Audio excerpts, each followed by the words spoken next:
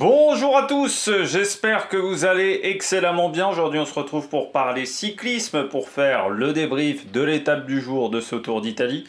Alors on reviendra un petit peu sur ce qui s'est passé les jours précédents, pourquoi j'ai pas pu faire de vidéo. Et puis on parlera de l'étape du jour, mais dans un format pas les coureurs au top, les flops, on prendra le classement par le sens inverse, parce que je suis pas encore au top physiquement. Allez, n'hésitez pas à vous abonner à la chaîne, à réagir dans les commentaires, à mettre un pouce bleu, à partager la vidéo sur les réseaux sociaux, notamment auprès de vos proches si vous pensez que ça peut les intéresser. Dans les commentaires, n'hésitez pas à me dire qui vous a plu, qui vous a déçu. Quand vous vous abonnez à la chaîne, vous pouvez rajouter la petite cloche, comme ça vous êtes au courant des dernières vidéos qui viennent de sortir. Si vous avez les moyens et que vous voulez soutenir mon travail, vous pouvez faire un super thanks, ça se passe dans les commentaires. Vous pouvez également ajouter la petite cloche, comme ça vous êtes au courant des dernières vidéos qui viennent de sortir. Et puis on commence tout de suite avec cette vidéo. Vous voyez que je suis pas au top physiquement.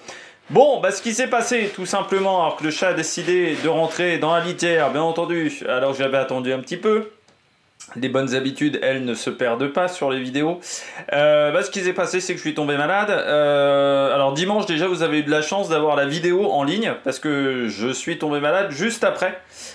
C'est-à-dire que j'ai enregistré à 18 h, comme il n'y avait pas de vidéo, j'ai pu enregistrer assez tôt, l'étape est arrivée tôt, donc voilà, le temps que les classements arrivent, j'ai pu enregistrer dès 18 h. Donc le montage était fini vers 19 h 15, et 19 h 10, 19 h 15, j'ai mis en ligne la vidéo dans la foulée, et déjà quand j'ai commencé à mettre la vidéo dans la foulée, j'ai senti 2-3 frissons, mais ça allait encore un petit peu, oui. À 20 h, les frissons étaient déjà plus intenses, mais je me suis dit, la semaine a peut-être été un petit peu exigeante au niveau du nombre de vidéos. Voilà, je suis peut-être un petit peu fatigué, il y a peut-être une redescente parce que je sais que demain, la journée va être moins chargée. Je me suis pas inquiété plus que ça. Donc voilà, la soirée se passe toujours avec ces frissons assez récurrents. Et un petit mal de crâne. Bon, mais je me suis pas inquiété plus que ça, et puis quand même Bon, voilà, 22 h 30, 22 h 45, je suis quand même un peu raplapla, je me dis, je vais tâter mon front, et là, tiens, je suis un peu chaud. Donc, heureusement, j'ai un capteur de température, donc là, le capteur de température, voilà, toujours avoir ça chez soi, capteur de température et tensiomètre. Et donc, j'ai fait ça, et je m'aperçois que j'ai 38,5 de fièvre, donc déjà pas mal, donc je prends un petit truc anti-maux de tête. Voilà, et puis je me couche. Bon, la nuit est pas exceptionnelle, mais je dors 5-6 heures. Voilà, en gros, la nuit est pas si exceptionnelle que ça. Et puis lundi, grosse température. Je me réveille avec 40. Voilà. Donc là, je savais déjà lundi que la vidéo de mardi matin n'aurait pas lieu, ça c'était sûr. Et puis de la fièvre pendant toute la journée, et surtout des gros pics de fièvre, c'est-à-dire j'ai eu des gros montées de fièvre, des grosses descentes de fièvre, un gros mal de crâne, enfin voilà, une journée assez catastrophique. Et donc mardi j'ai été chez le médecin en gros, parce que j'ai passé, petit indice, j'ai passé une semaine à chier dans tous les sens du terme. Donc voilà, je commençais à être de moins en moins bien. Et puis surtout, il y avait un problème, c'est que j'avais de la fièvre, mais moi déjà quand je commence à tomber malade, c'est normalement j'ai un mal de gorge, ça commence par la gorge et ensuite viennent d'autres symptômes, et surtout j'avais ni la gorge qui coulait, ni le nez pris, pas d'autres problèmes. Et donc mardi, on m'a fait passer un test Covid, qui s'est révélé négatif.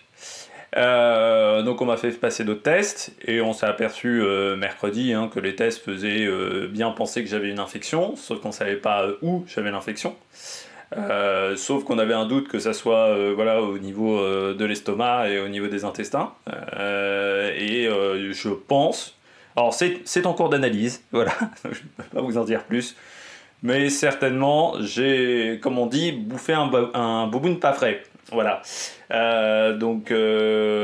J'ai... Vous savez, les petits burgers Charal surgelés, là. Et mon père l'a peut-être trop fait décongeler avant de le faire chauffer dans le micro-ondes. Moi, c'est un truc que je ne fais pas. Une fois que c'est sorti du congèle, je le mets tout de suite au micro-ondes. Mon père l'a laissé un petit peu traîner. C'est pas moi qui l'ai sorti. Et j'ai peut-être même souffert de ça. Donc ça fait depuis 5 jours que c'est un peu la galère. Je pensais faire un short hier, mais de nouveau ça allait pas bien J'ai pu regarder l'étape, mais au moment de faire la vidéo, j'étais de nouveau pas bien. Donc là, j'ai plus de fièvre. Bon, par contre, au niveau estomac, c'est toujours un petit peu la fête du slip. Donc, mais plus de fièvre, un cerveau à peu près au top. Donc voilà. Je remercie les gens qui ont posté des messages quand j'ai mis dans l'onglet communauté, parce que j'ai mis déjà un peu de temps à le mettre dans l'onglet communauté, mais à 42 fièvres, j'avais juste pas le cerveau pour réussir à connecter tous les neurones pour même faire un message. Et puis après, j'ai pas fait de vidéo parce que bon, bah déjà des maux de ventre et comme dirait Richard Virenque avec Jeanne Ulrich, je crois qu'il s'est fait un peu dessus. Mais bon, quand vous avez une diarrhée intense, bon bah voilà, hein, compliqué.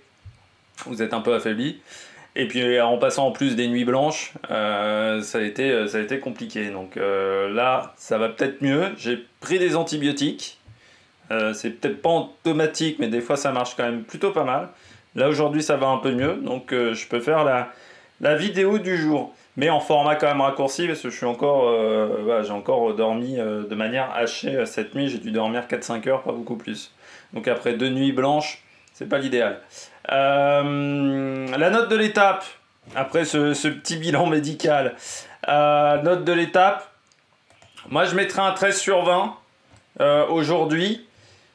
Il y a des bonnes choses et il y a des choses un peu moins bonnes. Il y a des bonnes choses, bon bah déjà pour la victoire d'étape, parce que ça a été animé pour cette gagne, qui a eu un vrai spectacle pour aller chercher un résultat aujourd'hui, qu'on a un vainqueur qui le mérite du point de vue de sa carrière, mais du point de vue également de comment il a couru. Hein. C'est vrai que partir à 160 bornes de l'arrivée dans une étape aussi compliquée et ressortir à 7 km du sommet du col de Joux, fallait être costaud, surtout en ayant 1 minute 10 d'avance. Il a quasiment fait 30 bornes avec une 10 d'avance. Donc ça, très impressionnant du côté de Nicolas Prudhomme. Par contre, la bagarre pour le général, elle n'a pas été exceptionnelle. Pourtant, alors, si ce matin j'avais fait une vidéo de présentation, de toute façon il n'y aura pas de vidéo de présentation demain. Aussi, hein, je vous préviens, je pense qu'il n'y aura pas de vidéo de présentation d'ici la fin de ce Giro, parce qu'il faut vraiment que je récupère. Pour tout vous dire, j'ai quand même réussi à perdre entre 2 kg et 2,5 kg en 5 jours. À côté, comme j'aime, c'est de la gnognotte. Donc faut que je récupère vraiment physiquement. Mais du côté de l'étape, si j'avais fait une présentation ce matin, j'aurais dit, pour moi, ça sent la victoire de l'échappée, parce que je pense que les leaders sont déjà concentrés sur demain, sur le collet des Finistre, parce que les écarts sont assez réduits, et pour moi, tout le monde allait se concentrer sur demain.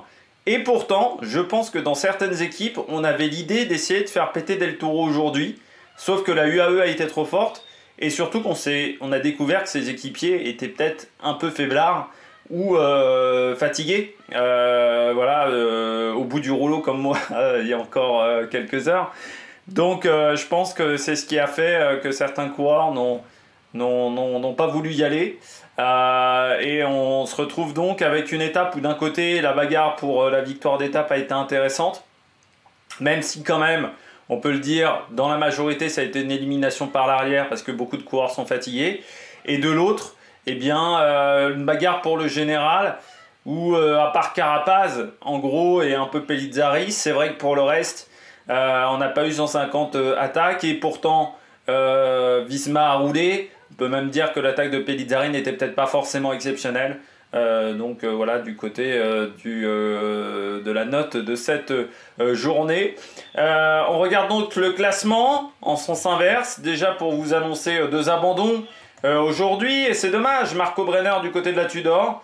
Et Afonso Eulalia, le coureur portugais de la Bahreïn Victorious, qui était pourtant en forme. Alors je ne sais pas s'il est tombé dans cette étape, parce que je ne l'ai pas vu en intégralité, mais c'est dommageable parce qu'il était plutôt bien, Eulalia, sur d'autres journées où il avait été plutôt impressionnant.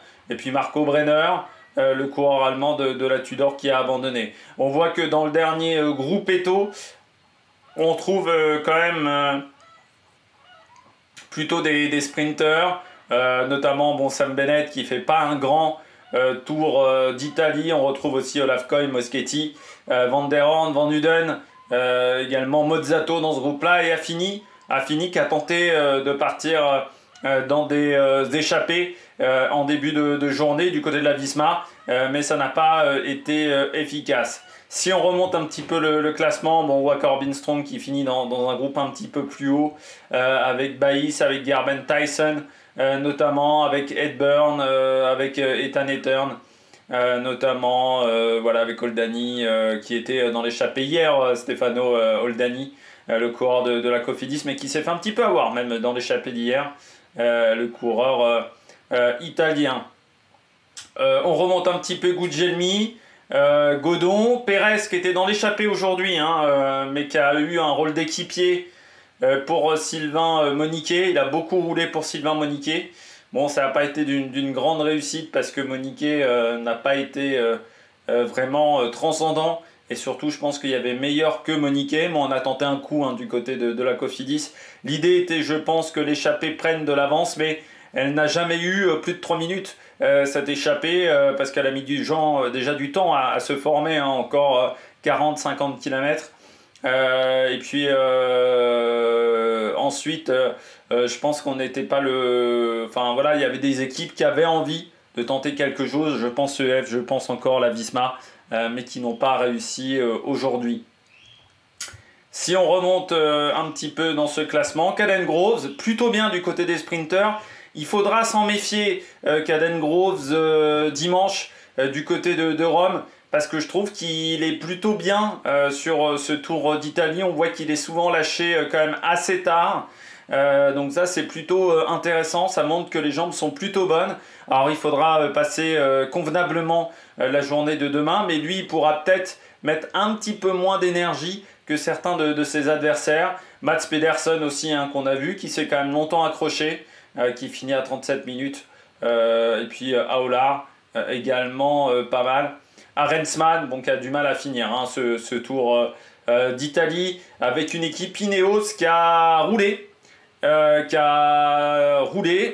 un moment à l'avant, mais qui s'est fait quand même très vite transpercer par les autres formations.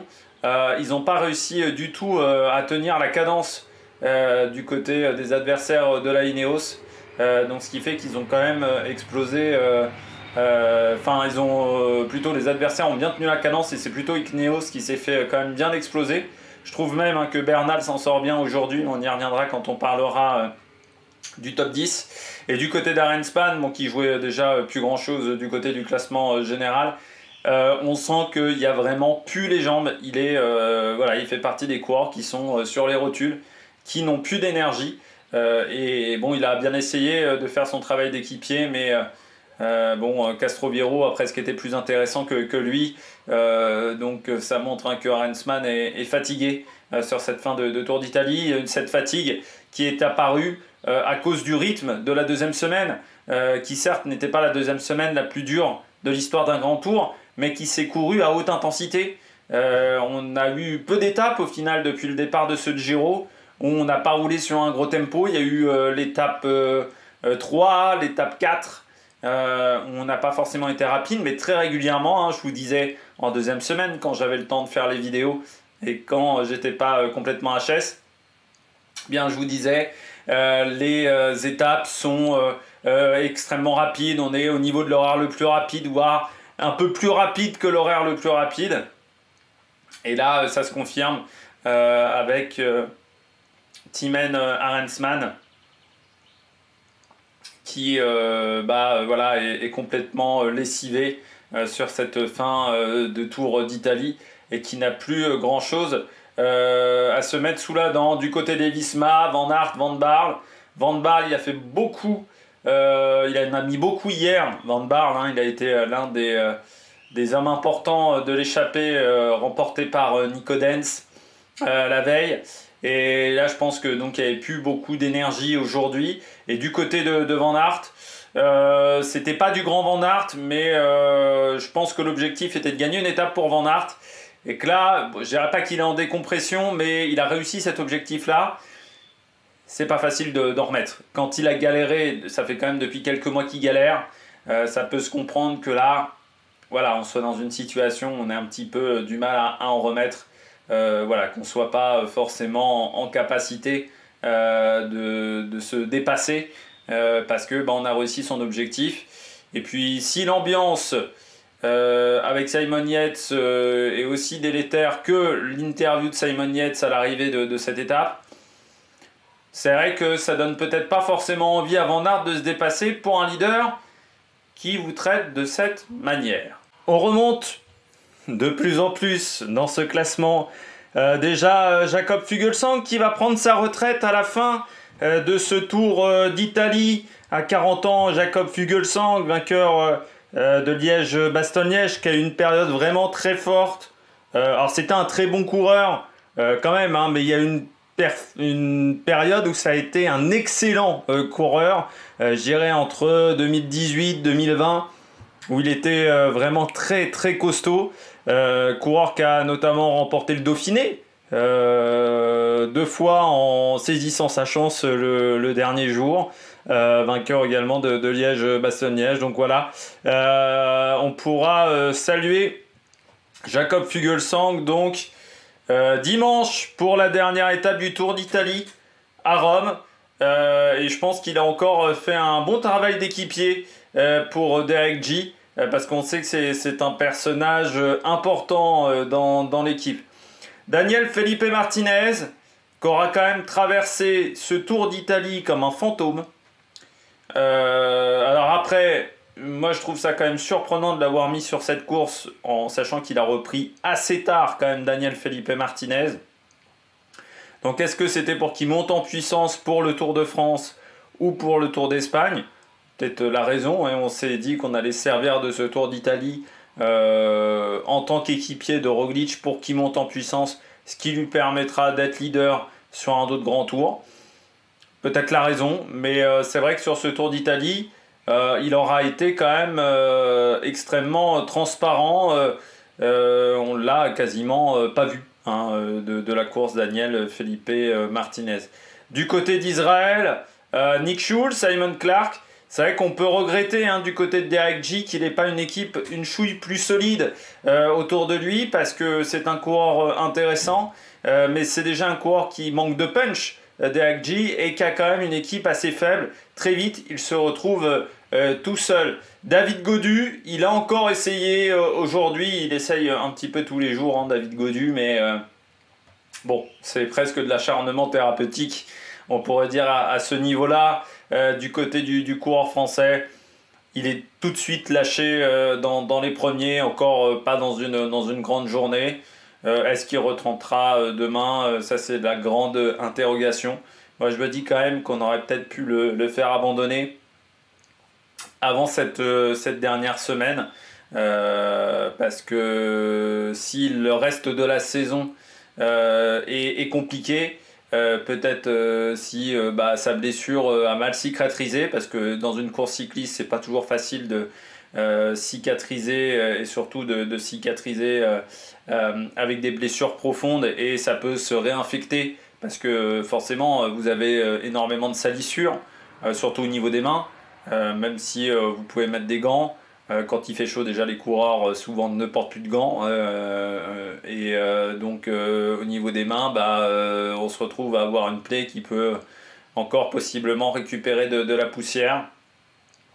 Mais du côté de David Gaudu, il essaye, mais ce Tour d'Italie aura été compliqué voilà, pour le coureur français Martin Maccelluzzi, qu'on a vu également dans l'échappée. Hein. Là, on a pas mal de coureurs qui étaient dans l'échappée. Yann Tratnik, Aleotti, qui ont fait un gros travail d'équipier.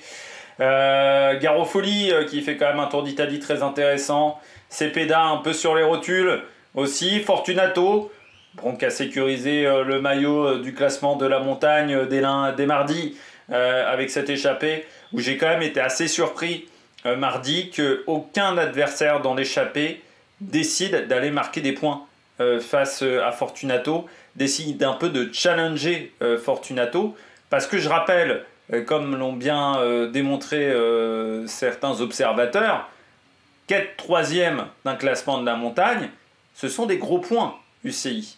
Et dans une année comme nous sommes en train de la vivre, où les points comptent, notamment pour certaines équipes, je me dis quand même que dans cette échappée-là, on aurait pu challenger beaucoup plus Fortunato et essayer d'aller marquer des points. Parce que ça soit Pedersen pour le maillot cyclamen ou Fortunato pour ce classement de la montagne, alors il a été le chercher parce qu'il a été prendre les échappées Fortunato, mais c'est vrai que ces deux classements-là annexes n'ont eu aucun suspense assez vite, car les deux ont pris très rapidement 100 points d'avance. Alors là, Fortunato maintenant il caracole, mais encore une fois, il avait fait la différence, il avait fait du bon boulot sur les 2 premières semaines, mais il n'a surtout pas été gêné, notamment lors de l'étape de mardi. Et c'est là où il a vraiment construit encore plus sa victoire et son écart. Steinhauser juste derrière, dans l'échappée,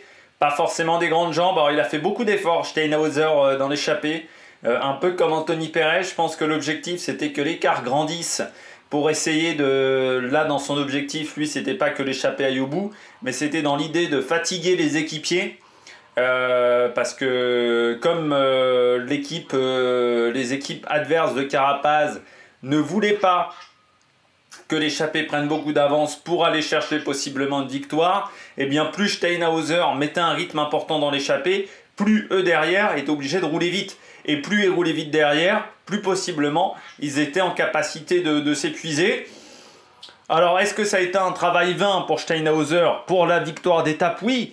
Par contre, pour épuiser les équipiers, je pense qu'il a épuisé les équipiers de la Ineos. Il a épuisé certainement Jan Tratnik. Donc ça n'a peut-être pas été si mal que ça du côté de Steinhauser. Peut-être que si Carapaz fait deuxième ou est même vainqueur du Tour d'Italie demain, eh bien il pourra remercier son coéquipier allemand. Le perdant du jour du côté du classement général, même s'il était déjà un petit peu loin, c'est Thomas Pidcock, 18 minutes aujourd'hui. Je vous avais dit, c'était dimanche, je crois déjà, où j'avais dit, je le trouve pas dingue Pidcock, je trouve qu'il est pas dans un grand jour. Ouais, pas en grande forme. Je pense que cette année, il en manquait tout simplement. Il a peut-être pris un petit peu cette période du mois de mai, fin avril-mai, à l'envers, du côté de Thomas Pidcock. Après, c'est dommage du côté de Q36.5 parce que on a quand même beaucoup misé sur lui. On a mis quand même pas mal d'équipiers autour de lui, alors même si c'est pas l'équipe la plus solide. Asparen, Vedder, c'est des mecs qui auraient peut-être pu prendre des échappées du côté de ces deux coureurs-là. Et on n'a pas mis beaucoup d'équipiers autour de Moschetti. Et peut-être qu'avec plus d'équipiers, il aurait pu faire un meilleur résultat. Cataneo, il tente aussi sur cette troisième semaine Cataneo, enfin même depuis de la deuxième semaine, il tente beaucoup Cataneo. Là c'est pas passé, mais peut-être un peu de fatigue également. Et puis il fait partie de ceux avec Steinhauser qui était dans le groupe de départ. Ce groupe qui a roulé à 4 pendant 30 bornes quasiment, n'arrivait pas à sortir, n'arrivait pas à faire l'écart. Donc forcément sur la dernière heure de course, eh bien, ça a craqué, même avant la dernière heure de course du côté de Cataneo. On remonte, Scaroni, Masnada, le travail a été fait du côté d'Astana, je pense qu'on peut maintenant finir presque en roue libre du côté de cette formation, avec le petit Svestad Barsing à la porte du top 30, voilà pour le coureur de la Arkea. On poursuit avec Chris Harper. Ouais, il était fort aujourd'hui, jusqu'à 50 bornes de l'arrivée. Et à 50 bornes de l'arrivée, écran noir. Je pense que voilà, il a eu des crampes et je pense qu'il a oublié de s'hydrater. Là aujourd'hui, c'était vraiment une journée très dure en température. Il faisait chaud, il faisait une trentaine de degrés du côté du Tour d'Italie. Et autre particularité de cette étape, je ne sais pas si vous avez vu au niveau des conditions climatiques, le taux d'humidité était quand même assez élevé pour une température comme celle-là. On était aux alentours de 55-60% d'humidité. Dans ces conditions-là, on a beaucoup de mal à transpirer. Voilà, c'est quand on dit qu'il fait lourd, voilà, quand il y a un orage et que vous avez voilà, avant l'orage cette température, vous avez l'impression que la température augmente, alors que pas vraiment, c'est pas la température qui augmente, c'est souvent le taux d'humidité, mais ce qui fait que le ressenti de température devient beaucoup plus élevé parce qu'on n'arrive pas à transpirer. Or, la transpiration, c'est ce qui permet de réguler la température du corps humain. Et comme le corps humain n'arrive plus à réguler cette température, on a l'impression d'être en surchauffe. Et le corps a besoin de se refroidir, le corps a besoin de plus s'hydrater. On a l'impression d'être pas bien également. Et peut-être qu'il a un peu oublié de s'hydrater, peut-être moins lucide. Et ça lui a coûté très cher, hein, parce que lui, la dernière heure de course, il a vu tout le monde le traverser. Je pense qu'il a vécu 30-40 minutes vraiment très compliquées. Bart Lehman, donc lui était dans l'échappée de 4 de devant. Donc là aussi, il lui en a manqué un petit peu. Il a fait quand même, pour moi, il a rempli son rôle d'équipier. Il a redonné les bidons. De toute manière, quand on envoie quelqu'un en éclaireur comme ça et qu'il est repris, je dirais, dans les 15 derniers kilomètres, il ne va pas avoir un rôle déterminant dans la poursuite d'un peloton. Ça peut marcher si vous le reprenez à 40 bornes, à 50 bornes de l'arrivée, où là, il peut avoir un rôle important parce qu'il n'a pas encore consommé trop d'énergie, parce que dans la tête, il n'a pas pensé qu'il pouvait gagner non plus. Donc, c'est-à-dire c'est plus facile pour lui de se remobiliser parce qu'il n'a pas balancé des cartouches à droite et à gauche, un peu dans tous les sens. Quand vous le reprenez dans les 15 derniers kilomètres, très clairement, il ne faut pas s'attendre à un miracle. Alors c'était peut-être un petit peu avant les 15 derniers kilomètres, mais là, tu sais très bien que son rôle va être... il ne va pas pouvoir rouler derrière le peloton, surtout que ça roule trop vite là, à ce moment-là pour lui. Par contre, il a donné ses bidons. Bon, comme ses équipiers n'en ont pas voulu, il en a donné aux autres coureurs, ce qui je trouve était assez sympathique de la part de Bart Lehman et puis Romain Bardet. Journée... pas évident dans un premier temps pour Romain Bardet qui prend la bonne échappée, ce groupe-là qui était encore nombreux, hein, plus de 30 coureurs. Mais on le voit assez vite, forte chaleur, et surtout du côté de Romain Bardet, les fortes chaleurs, bon c'est pas le coureur qui aime le mieux ça, mais il s'en sortait quand même mieux que Thibaut Pinot dans ce genre de situation. Il a toujours eu du mal avec les grands changements de température. Et ça je peux le comprendre parce que j'ai ce problème-là. Je supporte bien la chaleur. Mais par contre, je ne supporte pas quand on passe très vite du froid au chaud, ce qui est en train de se passer en ce moment. Donc je suis en train de transpirer comme un phoque, pour tout vous dire. Du côté de Romain Bardet, je pense que ça a été le problème, c'est ce choc de température un petit peu depuis 2 jours, hein, parce que mardi, il faisait encore pas très chaud. Mercredi, les températures allaient également. Ce changement de température... fait mal aux organismes et lui il a besoin d'un temps d'adaptation peut-être un petit peu plus long, mais je trouve qu'il s'en sort bien sur la fin parce qu'il a beaucoup aidé Max Poole. Il a dit c'était mon job, c'est le futur. Max Poole il a 21 ans il le disait, Romain Bardet, quand on est comme ça à 2 jours de l'arrivée, qu'on est en grande difficulté, qu'on sait qu'on perd des positions générales, qu'on n'arrivera peut-être pas à reprendre, et ça peut être compliqué à gérer dans ce genre de situation. Et il a essayé de l'accompagner au mieux avec Lem Reise. Donc Monique on en a parlé. Bilbao qui était dans l'échappée avec Tiberi notamment. Verona, encore une belle étape de Carlos Verona qui finit vraiment très très bien la course. Castroviejo également pas mal aujourd'hui avec Arieta, le coureur de la UAE qui a été très fort si on remonte un petit peu ce classement. Du côté... des coureurs du classement général, bon, Max Poole est un petit peu le perdant du jour avec Thomas Pidcock, hein, qui est lui le grand perdant du côté de Max Poole. Ouais, il est jeune, hein, 21 ans, tout le monde n'est pas Del Toro, et puis on verra demain si ça peut pas arriver à Del Toro aussi, mais comme je dis toujours, tout le monde n'est pas Remco Evenepoel. C'est normal du côté de Max Poole, ça reste un jeune coureur. En plus, c'est la première fois qu'il arrive en 3e semaine d'un grand tour. Parce qu'il a déjà fait, c'était le Tour d'Espagne, mais il avait abandonné très vite sur le Tour d'Espagne. Ah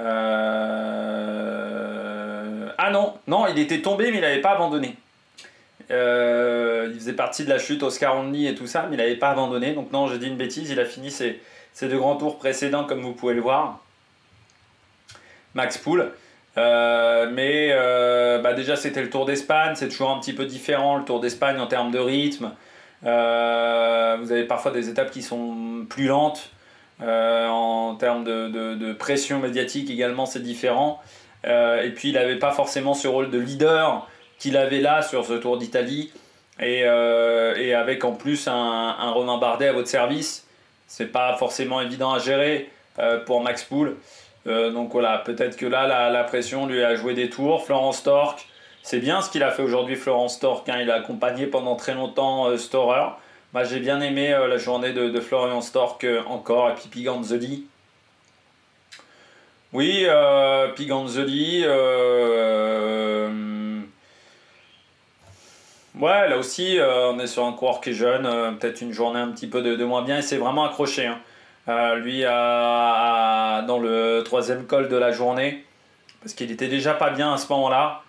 Piganzoli, je pense là aussi la chaleur lui a pas fait du bien au coureur italien. Mais bon, à domicile, il s'est vraiment dépassé. Mais après, derrière, oui, ça a été un petit peu plus compliqué à gérer pour lui. Bon, voilà, il va faire encore un classement, je pense, dans le top 15, hein, Piganzoli. Mais c'est vrai qu'on s'attendait possiblement à ce qu'il arrive peut-être à faire mieux. Et un top 10 par rapport à ce qu'il avait fait l'an dernier. Là, de mon point de vue, toujours parfois exigeant, il a peut-être été un petit peu en difficulté. Louis Mentis, pour tout vous dire, j'ai jamais cru en sa victoire aujourd'hui, mais je trouve qu'il finit très bien le Giro. J'ai jamais cru en sa victoire parce que je me suis dit, il y a Verona, il va être très fort, Verona, il va être dur à battre. Et Harper me faisait une très très bonne impression, c'est vrai. Harper faisait vraiment une impression, enfin vraiment, il semblait une jambe au-dessus de tout le monde. Il en a peut-être trop fait aussi, Harper. Mais du côté de Mentiès, on voit l'expérience. On voit l'expérience également du coureur qui est souvent dans des échappées. Du côté de Mentiès, dans la gestion de l'effort. Parce qu'il a été lâché à certains moments, il était dans le groupe de chasse, Mentiès. Je pense qu'il perd, peut-être qu'il perd une place allez, peut-être pas dans le peloton de devant, mais peut-être que Mentis, il aurait pu finir à 3 minutes de retard s'il ne perd pas autant de temps dans les descentes.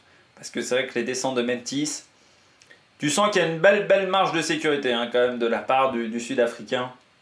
Après, à son âge, il ne va pas devenir bon en descente, il ne va pas progresser dans ce domaine-là. Ça n'a plus forcément d'intérêt.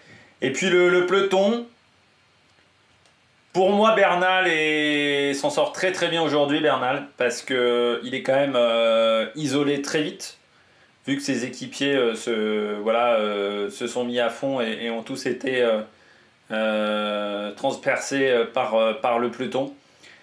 Et ensuite, je le trouvais vraiment pas avec un beau faciès. C'est-à-dire que, alors que Del Toro paraissait tranquille, Carapaz aussi, même Yates à ce moment-là, il y avait beaucoup de coureurs qui semblaient dans leur allure. Lui, il semblait un peu en sur-régime et je me suis dit, oulala, aussi loin de l'arrivée, on était à plus de 70 bornes de l'arrivée, hein, je vous parle vraiment, dans la 3e montée du jour, il est déjà en difficulté, je trouve, Bernal. Je me suis dit, la journée va peut-être être très longue et dans Joux, il va peut-être perdre beaucoup de temps. Et comme sur la fin, ça s'est peu attaqué, il a réussi à recoller. Et au final, il perd pas de temps. Alors, j'ai peur que demain, ça soit dur pour lui. Mais on regardera le classement général.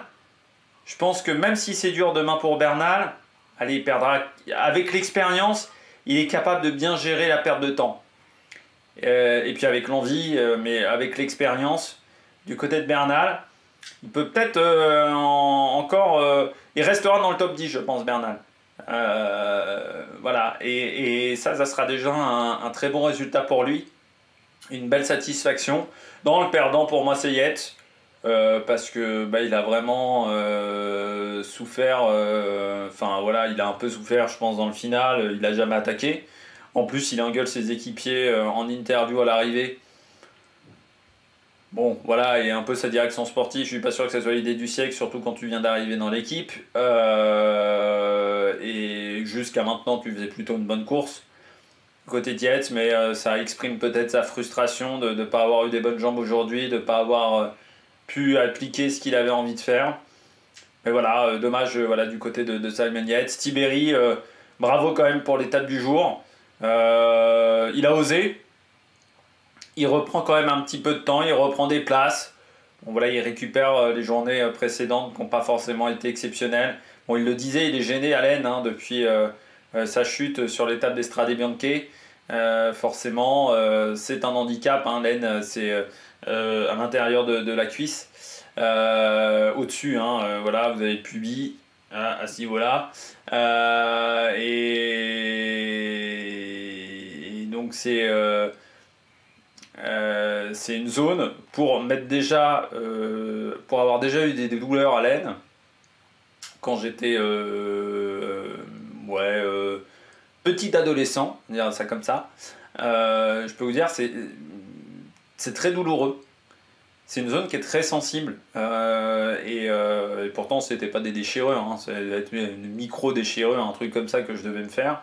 Là j'avais une sensibilité on va dire physique à cet endroit-là, mais je peux vous dire que c'est très douloureux, donc je le comprends et je trouve déjà ça très bien parce que moi je n'aurais pas fait du vélo avec un problème à l'aine, vraiment. Donc bravo à lui, et puis Caruso hein, qui en étant leader retrouve des couleurs. Il est increvable Caruso, je rappelle quand même qu'il a connu Philippe Gilbert, coureur cycliste et équipier Caruso, hein, et qu'il a parfois été le lieutenant de Philippe Gilbert. Et oui, Philippe Gilbert, ça fait depuis quelques temps qu'il a quitté BMC. Et Caruso, d'avoir toujours ce niveau-là impressionnant.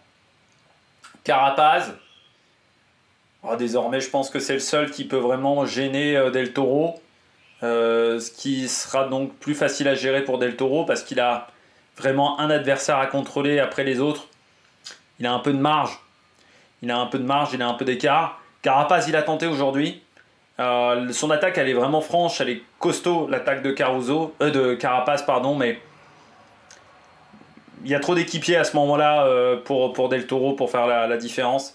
Del Toro il a tourné les jambes aujourd'hui hein, mais il était vraiment tranquille parce que tous les adversaires en gros ont roulé à sa place. Maïka a été énorme, mais la UAE a été énorme aujourd'hui. Et voilà, ils n'ont pas été mis véritablement en difficulté. À part Krakant demain, Krakant qui pourrait s'expliquer par la pression du maillot rose sur la dernière étape importante. Krakant qui pourrait s'expliquer voilà, par un peu comme Thomas Vauclair en 2011, quoi, ce genre de situation. S'il n'y a pas une Krakant à la régulière, on arrivera, je pense, très difficilement à le battre Del Toro. Moi, ce qui m'impressionne depuis qu'il est arrivé chez les pros, ce qui m'impressionne avec Del Toro, c'est cette capacité qu'il a à courir comme un vieux briscard. Bon, déjà, quand tu fais le coup du kilomètre après ton deuxième jour de course chez les pros, c'est pas anodin. C'est un coureur, je trouve, qui est certes fort, mais qui a une intelligence de course qui est peut-être jamais vu à cet âge-là. Voilà, et ça, c'est pas anodin. Il a une intelligence de course. En gros, il n'a jamais été dans des mauvais coups. Il n'a jamais été dans des mauvaises situations depuis le début de course. Alors certes, il n'y a pas eu vraiment de cas de bordure, par exemple. Ou peut-être là, il aurait été plus en difficulté, mais je suis même pas sûr parce que c'est un coureur qui sait bien se placer dans le peloton. Il a été impliqué dans 0 chute. Il est toujours bien positionné. Il est toujours à l'affût et il court comme un vieux briscard. Et à cet âge-là, moi, c'est ce qui m'impressionne énormément. C'est cette capacité à courir à la perfection depuis le début. Je trouve ça très impressionnant du côté de Del Toro. Et puis que dire de la victoire de Prudhomme. 2 victoires en 3 semaines du côté de Prudhomme, en 3-4 semaines. Un peu plus en 5 semaines, parce que le Tour des Alpes c'était un petit peu avant, c'était pendant le Tour Liège-Bastogne-Liège. Au-dessus. Non, aujourd'hui il a dit, je pense que Verona était fort. Harper était fort mais a explosé. Et Prudhomme, euh, il a osé tout perdre. Quand il part, voilà, à quasiment 30 bornes de l'arrivée, il part, il y a une 10. Voilà. Le groupe collabore pas bien, ils sont 3 devant, les relais passent pas bien parce qu'il y a eu déjà des attaques, Verona a attaqué, voilà. Quand il attaque, ça doit être déjà la deuxième reprise qu'il attaque, il sait qu'il faut qu'il fasse la différence là parce qu'en gros, après c'est fichu, après c'est mort.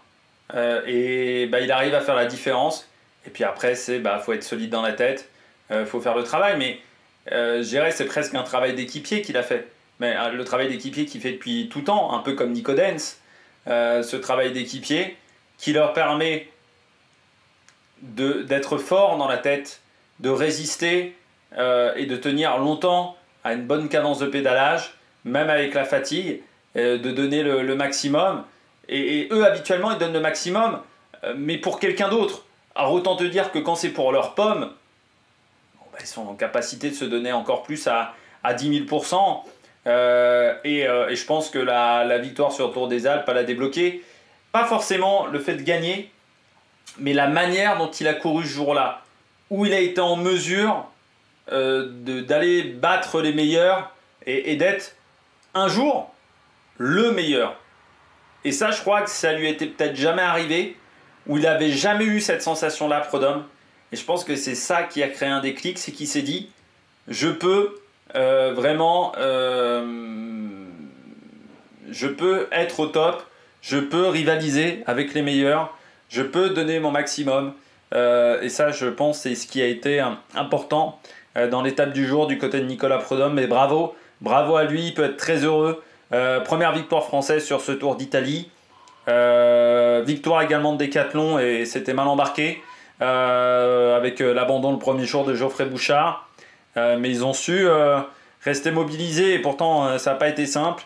Et Prudhomme, c'est une belle récompense parce que, un peu comme Verona, il a souvent été échappé sur des grosses courses et soit c'était un autre qui s'imposait, soit il faisait une erreur.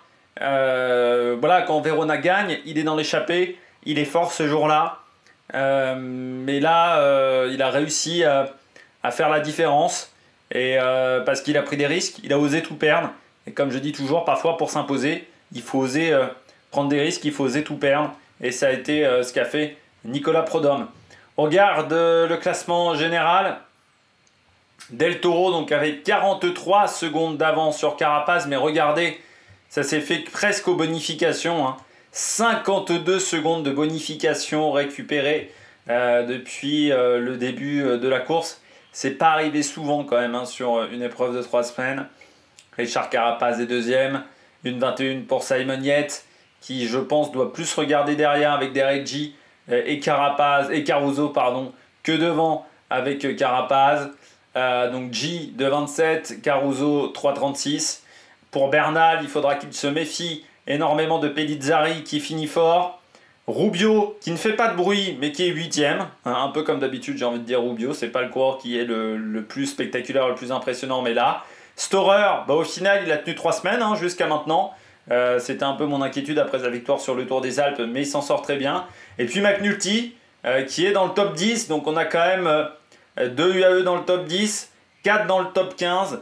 Donc on voit là encore la domination de la formation Emirati sur cette épreuve. Max Poole 11ème. Et là il commence à y avoir un gros écart, plus de 5 minutes. Donc il faudra espérer que McNulty soit obligé de faire un gros travail d'équipier pour Max Poole. Et puis Tiberi qui est remonté 12ème devant Adam Yates, Piganzoli, Maïka, Prudhomme qui est presque dans le top 15. Donc là aussi il y a quand même beaucoup de différences par rapport à Maïka, mais il y aura peut-être un contre-coup pour le coureur polonais. Et puis Pidcock 17ème. Voilà, ça a été décevant on va dire pour Pidcock. Je regarde juste la lanterne rouge, c'est Alexander Krieger, 5h42 de retard pour le coureur allemand et il faut le saluer également. Le classement du maillot cyclamen, si Pedersen termine, Pedersen le remportera. Coy et Van Aert ne peuvent plus revenir sur lui, mais Del Toro peut encore leur passer devant. Et il y aura Dries de Bont et Casper Van Duden du côté du classement de la montagne. Fortunito Et je pense peut-être même Scaroni ne peuvent plus être battus. Prodhomme est 3e. Ce qui pourrait permettre de marquer des points pour Decathlon, mais bon, l'équipe française n'en a pas forcément énormément besoin. Et puis Tarodi, Carapaz qui complète le top 5. Le maillot blanc, Del Toro, 5,32 d'avance sur Pellizzari. Là, normalement, c'est acté pour la victoire dans ce classement. Max Poul, 3e. Et Zvestad Barsing, pas quand même 6e. Et devant, c'est du beau monde. Donc, c'est quand même intéressant pour le Norvégien d'Arkea. Le classement par équipe, bon, bah, UAE qui a dominé avec quasiment 44 minutes d'avance sur la Bahreïn. La Visma et Astana et Movistar complètent ce top 5. Demain, une étape difficile avec le col des Finestrées, la montée de Sestrières. Ça va jouer dans la Finestrée. C'est dur. C'est une étape où je pense très clairement ça sera une élimination par l'arrière. Ça va jouer voilà, dans cette zone-là parce que les côtes précédentes ne sont pas extrêmement compliquées. Ça se jouera vraiment dans les 2 dernières montées et ça risque d'être surtout une montée sèche de Sestrières. C'est là où on essaiera de faire la différence avec toujours cette portion en gravel extrêmement compliquée. Par contre, si ici on est à 30 secondes, on peut se retrouver à 1 minute 30 ici. Donc les écarts peuvent vraiment être importants à l'arrivée. Moi je mettrais bien Carapaz en perdant vainqueur d'étape, c'est-à-dire qu'il attaque, il arrive à décrocher un petit peu Del Toro, mais il échoue, allez peut-être à 15 secondes, car Del Toro arrive à s'accrocher grâce à un gros travail de ses équipiers et prend la 2e place. Et moi je verrais peut-être Derek G prendre la 3e place du côté du classement général. Donc voilà mon pronostic du côté de cette étape. Eh bien, j'espère que vous avez aimé cette vidéo. N'hésitez pas à vous abonner à la chaîne, à réagir dans les commentaires, à mettre un pouce bleu. Puis nous, on se retrouve pour de nouvelles aventures sur Amérique Production. Ciao, ciao!